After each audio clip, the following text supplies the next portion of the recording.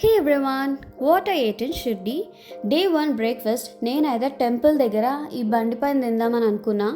మార్చిలో వచ్చినప్పుడు కూడా నేను ఇక్కడే తిన్నాను.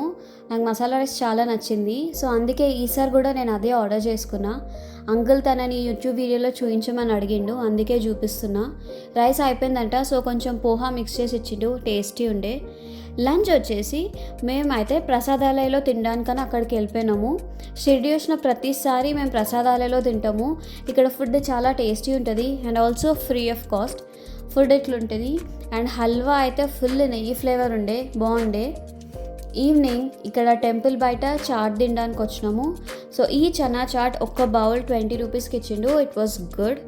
అండ్ నైట్ డిన్నర్ మళ్ళీ ప్రసాదాలకి వెళ్ళిపోయాము తినడానికి. సేమ్ ఫుడ్ ఉంటుంది, కాకపోతే కొన్ని కర్రీస్ చేంజ్ ఉంటాయి. ఆ చపాతీ ఇస్తే నేను నాకు వద్దని చెప్పిన, సో దాన్ని ఆ చపాతీ మళ్ళీ రిటర్న్ తీసేసుకొని మా పక్కనున్న వాళ్ళకి ఇచ్చేసిండనమాట.